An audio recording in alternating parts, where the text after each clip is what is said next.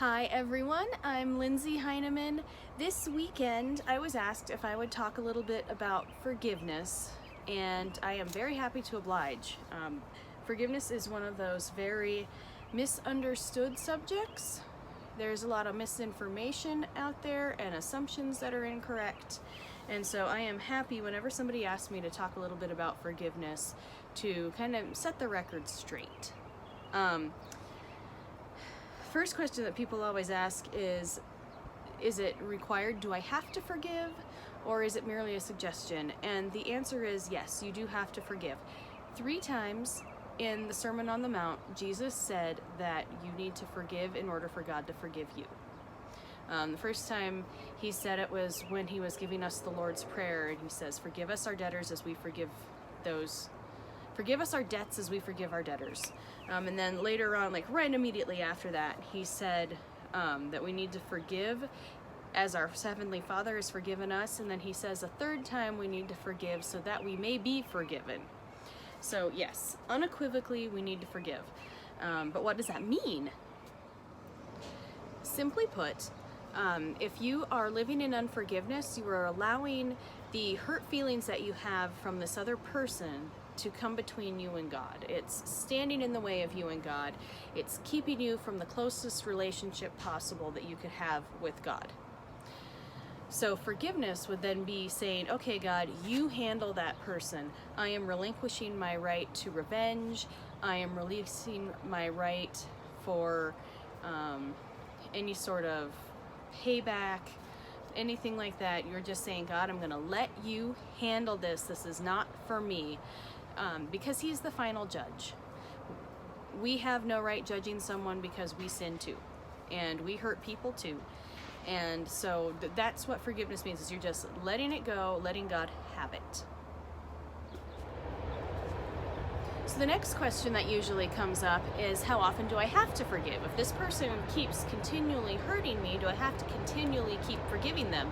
And the answer to that is also unequivocally yes. If we look at Matthew 18, starting in verse 21, the parable of the unforgiving servant, it says, Then Peter came up and said to him, Lord, how often will my brother sin against me, and I forgive him? As many as 7 times?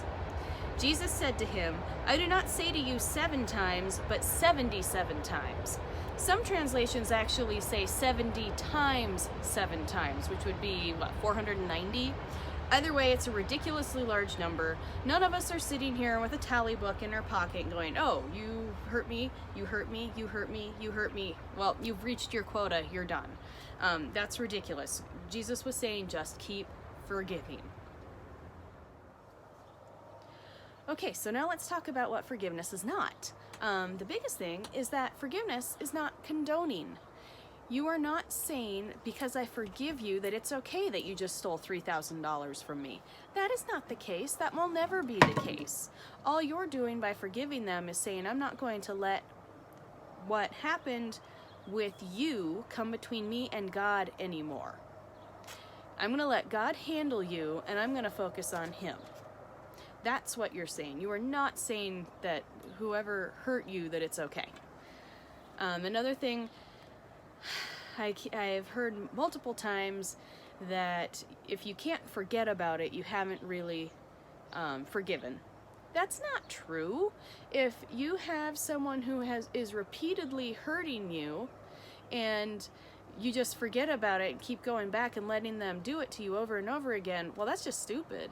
That's being ignorant. That's not taking care of yourself. You need to put up boundaries. Certain people will manipulate you and take advantage of you. That does not mean that you forget what they did. You forgive it. But if you're not seeing any sort of behavioral change in them or any sort of remorse, you don't have to forget about that and just go back to the way things were. You might renew the relationship, you might continue the relationship, but you put up a boundary. You don't forget. Then the third thing that I wanted to talk about is reconciliation, which, I just kind of got to that. But if someone is abusing you and they have proven themselves to be unsafe, and by abusing I mean like you are in physical mortal danger, or continually being mentally, emotionally, manipulated, abused, whatever, you do not need to renew that relationship. Some people are not safe. And if the person has proven themselves to not be a safe person, you do not need to renew that relationship. You are perfectly fine to put up a boundary and not let them back in. You still need to forgive them. You need to release them to God. And that may be a very long process. That may require counseling. That might require mentorship. That might take a whole lot of self-searching and journaling and prayer, lots and lots and lots of prayer. But you do not need to renew that relationship if it is not a safe relationship for you to return to. Okay, that's all I have. Those 5 things tonight. I hope you guys are having a fantastic week. If you have any topics that you would like for me to talk about, please shoot me an email or a DM or whatever. Get a hold of me somehow. I'm always happy to do that. Yeah.